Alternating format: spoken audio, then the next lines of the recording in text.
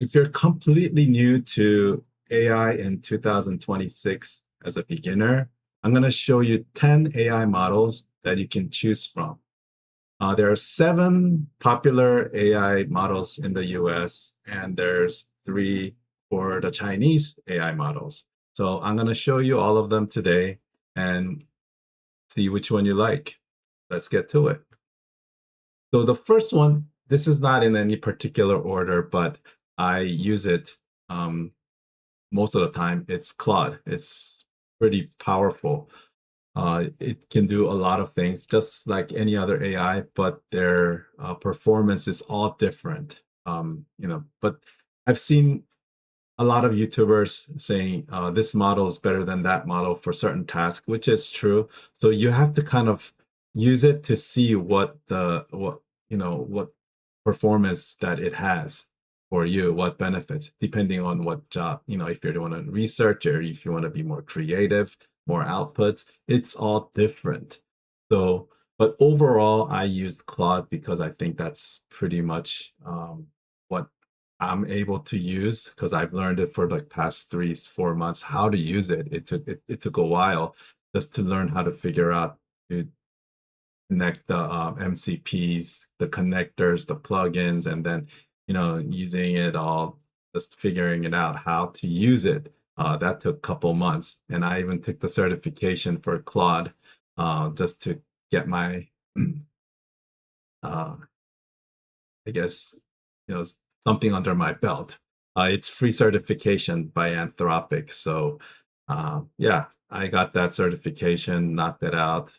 It's not too difficult, but I think the actual certification, the one you pay for, that one is it's only specifically for developers. So you need to have a company kind of sponsor you to take that certification. But if you're a regular user, everyday user, I don't think you're not gonna need that certification unless you really want to get into AI.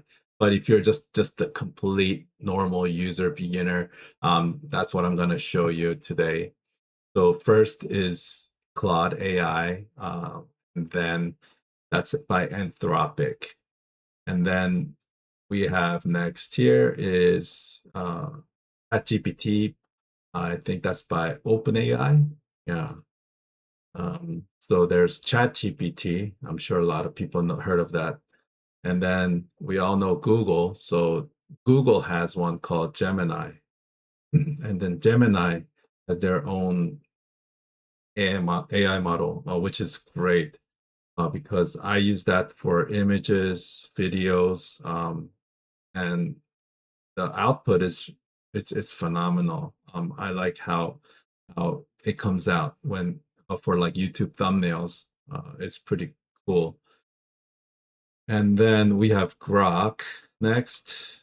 So the Grok, um, you know, it's pretty simple. It's pretty simple. It can do everything that that you want to do. You upload files, and just like any other AI models, you can just search or research, ask a question, and it gives you an answer. So all the AI models, they'll have a different answer. It's not always going to be the same. Um, so, but you do have to kind of reference back or double check their answers sometimes too, because it can be yeah, it can be what they call, I guess, they call it hallucinating. So the answers tend to be off sometimes, but I'm not that technically um how should I say, technically advanced that far into the developing stage yet. I mean, I'm trying to use Claude Code right now to develop some apps and stuff. But Grok, I don't think it has that function. This is more of like a question and answer type of a AI search engine or AI engine. And then this one's Microsoft Copilot. This is actually the first time I'm actually opening this up too. I didn't know that this actually Microsoft had their own AI. I mean, I kind of knew, but I didn't even uh, think about using this. But there's Copilot. You can ask a chat. Well, there's a chat, and then here there's library tasks project, and then there's something called Discover. Yeah. So this is with Copilot Health. So Microsoft kind of built something different where there's shopping, so um, you can have I guess AI shop for you, and then create images, and then there's some experiments. So all these AI, all these companies right now is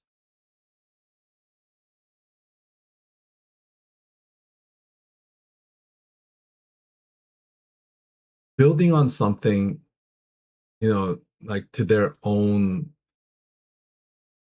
taste. So it's pretty fascinating.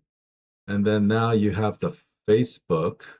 Uh, so Facebook, so you can see on the left side, there's the task agent, plugins, scheduled, library. It looks almost similar.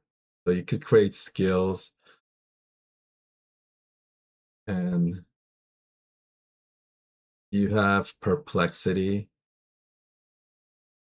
And then, yeah, as you can see, these are the 7 US AI models. And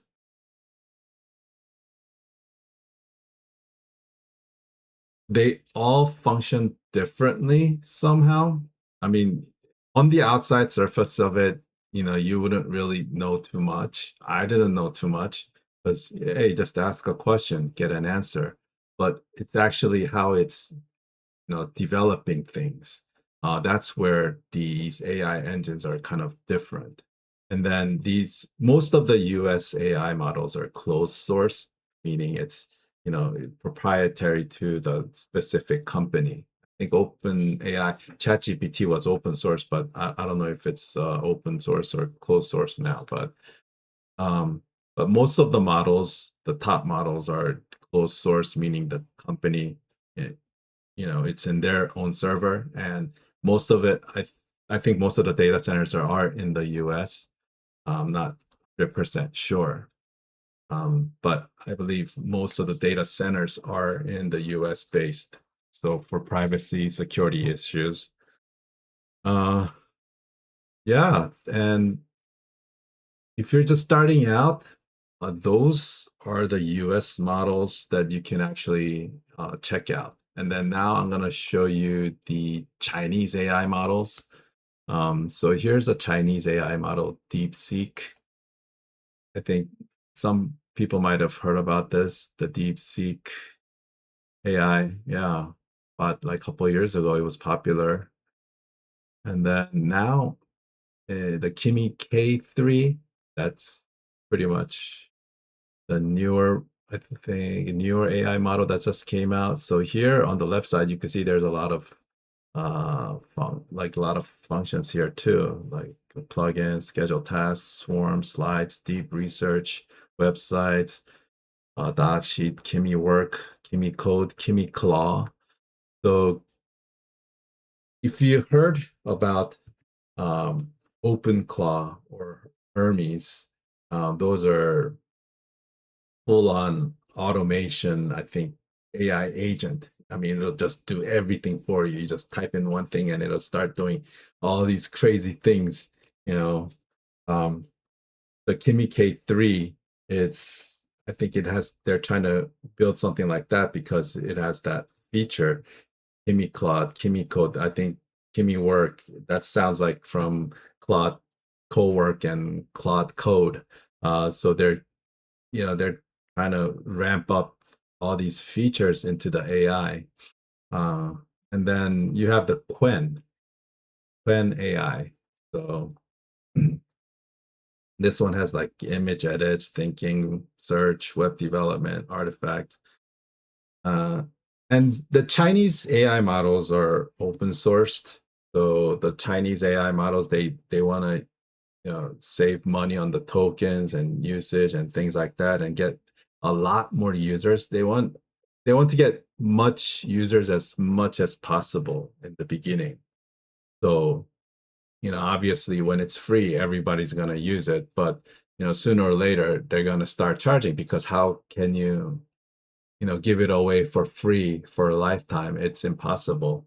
So, and I believe the Chinese AI models, the database is all in China. I think I heard that they have what is it? The data centers inside the sea, below the sea, to pull uh, the servers. So, but US is so huge, by land wise. So I don't know how they're gonna uh, update the data centers on land with all the water usages, but that's a different subject for another time. But if you're learning about AI and you just don't know where to start, these are the 10 AI models that I found to be pretty useful. As far as security wise, safety wise, I'm not sure how safe it is. Uh, that's something that we all have to kind of take precaution one at a time. So don't give AI your credit card number, or don't give your personal information to these AI models, these AI engines, because it'll retain somewhere. It can go out to somewhere. So as long as you avoid that, and then you don't give certain access to it, you can limit it. You can limit what you can allow AI to do. So, for instance, Claude Code, uh, Cowork actually. So, Claude Cowork, you can give access to your folders, and you could designate it. Claude Code, you can also do the same. And then inside Claude Code, you can be a little bit more specific on how you want it to access. So you can give certain level of security access to these AI models. So I mean, I personally use Claude, Gemini, and um, yeah, I use those two because there's so many other functions that I want to learn, but it's just you got to take your time at least learning one first, and then get into the other ones, and then just try to test it out, which one would work for you. If you're more into the research type, the AI that a lot of people say the Perplexity is for research, or Manus, but it all depends. Um, and some of them, like Manus, for example, I've used it. Uh, it used up the tokens really fast for the trials. So, and I didn't want to buy it right away because, it was pretty expensive for a Manus. Claude, you can actually start with like a $20 monthly, from free trial to a monthly subscription, $20, and then you could get better function. So overall, usage wise, the Claude was pretty good, but it all depends on your preference. So you have to kind of test it out, use those trial. We don't know like how long the free trials will last, or when the prices will go up. If they keep the price at, at this level, it's good to use it. So while it's, affordable to use the AI, um, build out your websites. I mean, I built out a marketing agency with a website builder using AI, using actually Go High Level, but it has a AI built into that Go High Level as well. So do I need all these AI? I mean, paying for all these subscriptions? Um, I mean, it depends on how much work that you have to do, but you can integrate some of the functions into your work. So depending on how you work, AI is going to be incorporated into a lot of these platforms that you're going to use for work. And then you could ask, which one that you want is most, efficient for you to use, because it's just way too much information to retain in the beginning. And I just consumed so much information, my head just exploded like within a month. And I'm trying to get everything out of my head and then actually putting into use. So the best thing right now, I guess, if you're a beginner, test it out. I gave you all the top 10 AI models out there. You can try it out and see which one fits for you. And then, you just use the free ones just to test it out and see how it works. That's how I got started.